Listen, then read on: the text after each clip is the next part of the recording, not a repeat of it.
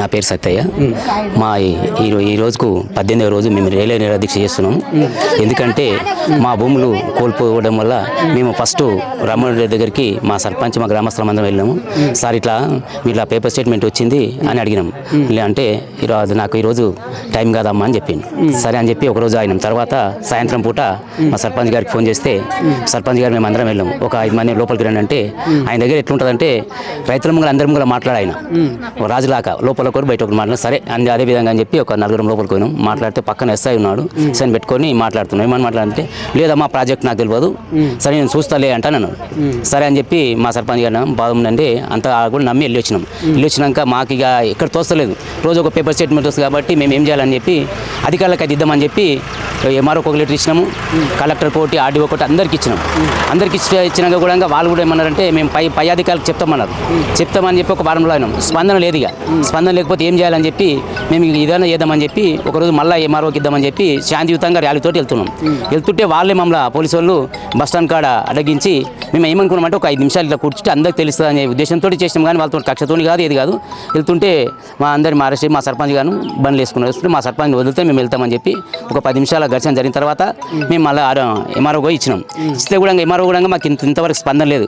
18వ రోజు స్పందన లేకుంటే ఇక ఏ రోడ్ల మీద చేసినా కానీ మమ్మల్ని లగచలు చేసినట్టు అరెస్ట్ చేస్తారు, ఏది చేస్తారు, కేసులు అయితే అని చెప్పి భయపట్టి మేము ఇక్కడనే చేసుకుంటూ ఎట్లా ఎదగాలని ఒక్కొక్క మెట్టి ఎదగాలని చెప్పి ఇక్కడ ఎలా చేసుకున్నాం. 18వ రోజు అని అంతా కూడా స్పందన లేదు. స్పందన లేకుంటే మాకు ప్రతిపక్ష నాయకులు ఉంటారు కదా, మేము ఆయన బిడ్డ పెళ్లికి ఏ విధంగా అయితే శుభకార్యానికి ఇంటింటికి వెళ్ళి ఏ విధంగా శుభకార్య పత్రికలు ఇస్తుండో అదేవిధంగా మాకు కూడా ప్రతిపక్ష వాళ్ళు మాకు ఇట్లా చెప్పినాం, మాకు ఆపద ఉంది అని చెప్పాం. కానీ వాళ్ళు కూడా ప్రత్యక్ష వారు మాకు సపోర్ట్ చేయడానికి వస్తే వాళ్ళని ఎక్కడో అక్కడ అరెస్ట్ చేస్తున్నాడు, ఎవరిని రానియకుండా చేస్తున్నాడు. మేము ఆ రోజు హరీశ్రావు వచ్చిన రోజు సార్ మాకు ఇట్లా కావాలని చెప్పి అడగడానికి పోతే అందరిని అక్కడనే సికట్ అయింది.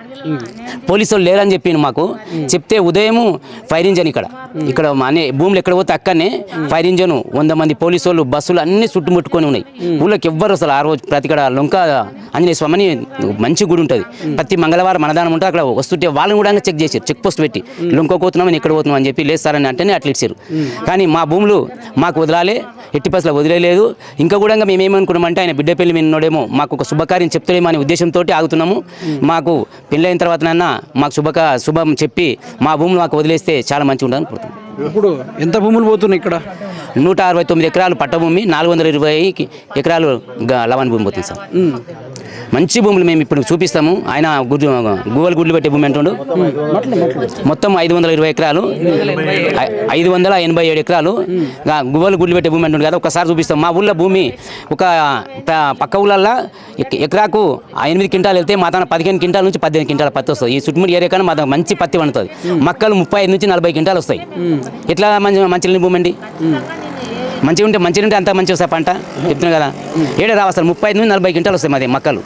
పత్తి 15 నుంచి 18 క్వింటాలు పత్తి వస్తాయి. ఎకరా ఎంత ఉంది? ఎకరా ఎంత ఉంది? ఇక్కడ 1 కోటి రూపాయలు సార్. ఇక్కడైతే 1 కోటి ఉంది, 80 లక్షలు. మా పక్కనే మీరు 85 లక్షలకి ఎకరా మీరు. అది ఎంత ఆయన అయితే సార్? అది అంటే ప్రభుత్వం తరపున 15 లక్షలు ఇస్తా అంటే ఇచ్చేస్తారా? ఇయ్యం సార్, ఎట్టి పైసలు ఇయ్యము. ఉద్యోగాలు ఇచ్చినా కూడా ఉద్యోగాలు ఇవ్వడం మీరు సార్. అసలు కంపెనీలు వేస్తే కదా ఆయన, కంపెనీలు లేడు సార్. ఇప్పుడు ఉన్నదానికే కంపెనీలు లేవు, ఇక్కడ కంపెనీలు వేస్తారు ఆయన. భూముల ముఖం కాదు అభివృద్ధి ముఖం చూడని అంటాడు. అభివృద్ధి లేదు ఏం లేదు. ఆయన ఏం చేస్తారంటే భూమి అమ్ముకుంటాడు, బడా నాయకులకు అమ్ముకుంటాడు. కంపెనీలు ఏమేరు వాళ్ళు కంపౌండ్ చేసుకుంటారు. మామూలు మొత్తం భూమి పడా ఉంటుంది. మేము రోడ్ పాలు అవుతాం అంతేగాని ఆయన అభివృద్ధి లేదు. కంపెనీ రావడం లేదు, అవి రావు. ఉన్నప్పటికే లేదు. ముందు నగర నంచెల్లో ఉంది, రాగంచెల్లో ఉంది. ఏడ కంపెనీ వేసిన ఆయన కంపెనీ ఈడేస్తారు. కంపెనీ వేయడు, బడా నాయకులకు అమ్ముకొని పోతారు అంతే. ఆయన మళ్ళీ రాను కూడా తెలుసు ఆయనకు. మళ్ళీ గెలవడానికి కాంగ్రెస్ పార్టీ మళ్ళీ రాదు. అందుకే 10 ఏళ్ళు నేనే ఉంటా అంటాడు. అవి ఉట్టి మాటలు. అందుకే ఇప్పుడే అమ్ముకొని పోతే వచ్చేది మళ్ళీ వేరే పార్టీ వస్తుంది, టీఆర్ఎస్ పార్టీ వస్తుంది, వేరే పార్టీ వస్తుంది. నాకు రాదు, ఉన్న కాడికి సంపాదించుకొని పోదామనే ఉద్దేశంతో. అంతేగాని ఈ రైతులకు అభివృద్ధి చేస్తాము, ఉద్యోగాలు ఇస్తాం అనేది కానీ కదా. అది ఉన్న కాడికి ఎక్కడెక్కడ అవుతుందో మొత్తం అమ్ముకొని కూడా మన ఉద్దేశం. ప్రభుత్వం దిగొచ్చినా కూడా మీరు భూములు ఇవ్వడానికి సిద్ధంగా లేము. ప్రాణాలను పోగొట్టుకోమని భూములు అయితే ఇయ్యమే.